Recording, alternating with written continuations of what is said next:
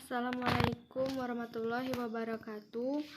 Di sini saya akan mempresentasikan mengenai kerangka dasar penyusunan dan penyajian laporan keuangan syariah. Kerangka dasar penyusunan dan penyajian laporan keuangan syariah. Kerangka dasar penyusunan dan penyajian laporan keuangan syariah proses akuntansi yang dimulai dari identifikasi kejadian dan transaksi hingga penyajian dalam laporan keuangan memerlukan sebuah kerangka dasar penyusunan dan penyajian laporan keuangan.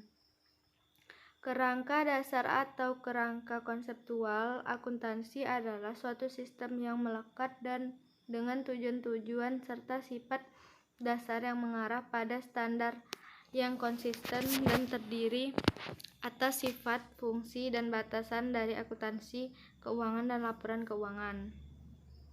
Tujuan kerangka dasar ini digunakan sebagai acuan bagi yang pertama, penyusunan standar akuntansi keuangan syariah. 2. Penyusunan laporan keuangan. 3. Auditor. 4. Para pemakai laporan keuangan. Pemakai dan kebutuhan informasi itu yang pertama, investor sekarang dan potensial.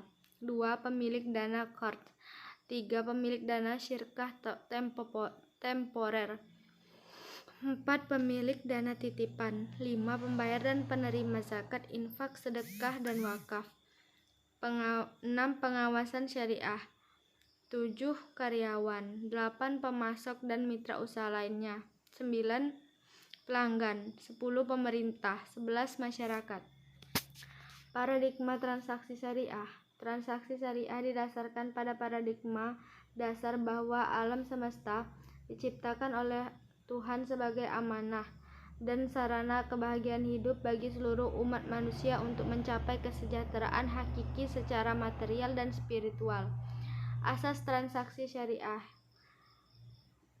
Yang pertama, persaudaraan. Kedua, keadilan. Ketiga, kemaslahatan. Keempat, keseimbangan. Kelima, universalisme. Tujuan laporan keuangan. Tujuan laporan keuangan adalah menyediakan informasi yang menyangkut posisi keuangan, kinerja, serta perubahan posisi keuangan suatu entitas syariah yang bermanfaat bagi sejumlah besar pemakai dalam pengambilan keputusan ekonomi. Konsep dasar akuntansi menurut AAOIFI dan pemikir Islam. 1. Tujuan akuntansi keuangan dan laporan keuangan.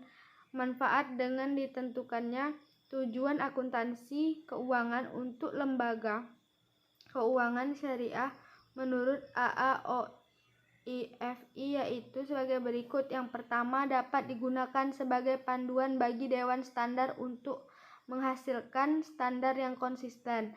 Yang kedua, tujuan akan membantu bank dan lembaga keuangan syariah untuk memilih sebagai alternatif metode akuntansi pada saat standar akuntansi belum mengatur. 3. Tujuan akan membantu untuk memandu manajemen dan membuat pertimbangan pada saat akan menyusun laporan keuangan. 4. Penetapan tujuan mendukung penyusunan standar akuntansi konsisten. 5.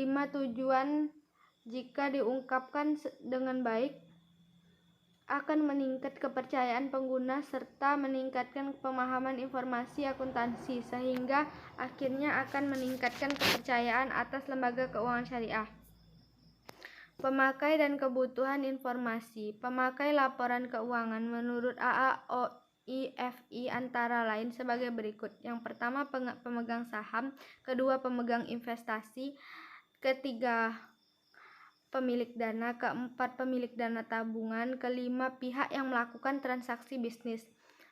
Keenam, pengelola zakat. Ketujuh, pihak yang mengatur. Bentuk laporan keuangan. Bentuk laporan keuangan yang diminta oleh AAOIFI antara lain sebagai berikut. 1. Laporan perubahan posisi keuangan.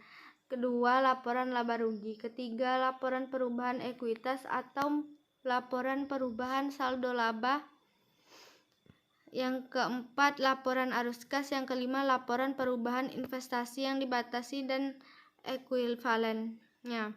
6. Laporan sumber dan penggunaan dana zakat serta dana sumbangan. 7. Laporan sumber dan penggunaan dana